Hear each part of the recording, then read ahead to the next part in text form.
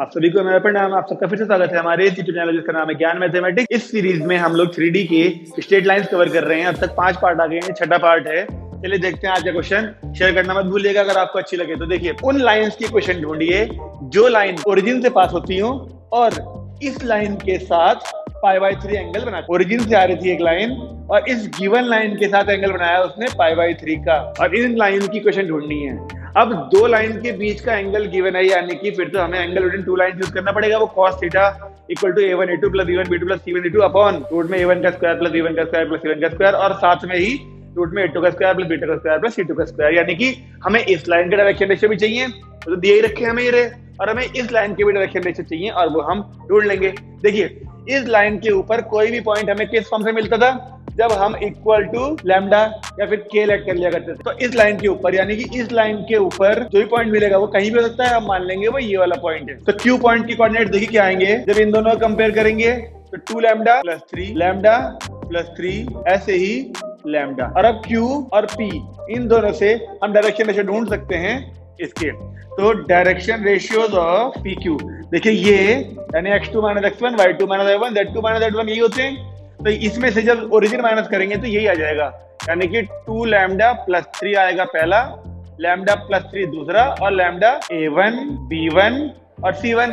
ऐसे ही ये a2 b2 c2 हो जाएंगे, क्योंकि इस लाइन के साथ एंगल हमें π/3 दिया हुआ है। cos थीटा वाला फॉर्मूला लगाते हैं। चलिए, अब a1 a2 b1 b2 c1 c2, यानी ये इंटू 2, यानी 2 की इंटू करी 2 लैम्डा प्लस 3 से, लैम्डा प्लस 3 की इंटू करी 1 से, लैम्डा प्लस 3 इंटू 1 c1, यानी लैम्डा की इंटू होनी है हमारी c2 यानी 1 में। रूट के अंदर इन्हीं तीनों के स्क्वायर का सम, यानी 2 लैम्डा प्लस 3 का स्क्वायर, लैम्डा प्लस 3 का स्क्वायर और प्लस लैम्डा का स्क्वायर, a2 का स्क्वायर प्लस b2 का स्क्वायर प्लस c2 का स्क्वायर। तो 4 प्लस 1 प्लस 1 यानी 4 lambda plus lambda 5 lambda plus ये यानी 6 lambda, lambda square plus 3 lambda plus 3, और यहाँ पे थीटा की वैल्यू रखी थी हमें 60 देखिए रही, और cos 60 इज 1/2।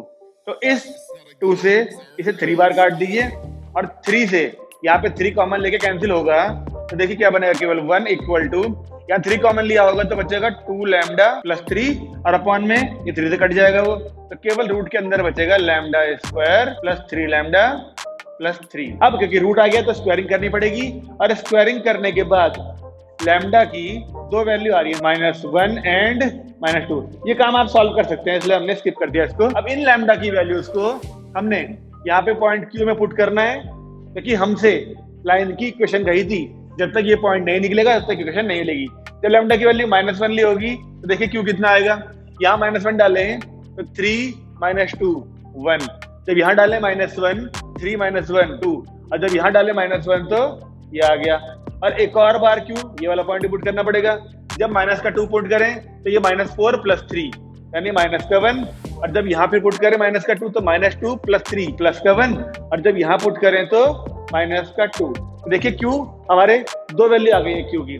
तो एक बार हमको इस क्यू को ओरिजिन के साथ में लेके इक्वेशन निकालनी है लाइन की, और कैसे निकलती थी, x minus 1 upon x2 minus x1 यानी 1 equal to y minus 2 upon y2 minus y1 यानी 2 equal to z minus z1 यानी z प्लस 1 हो जाएगा, अपॉन -1 माइनस 0 -1 ही बचेगा। एक इक्वेशन तो ये हो गई।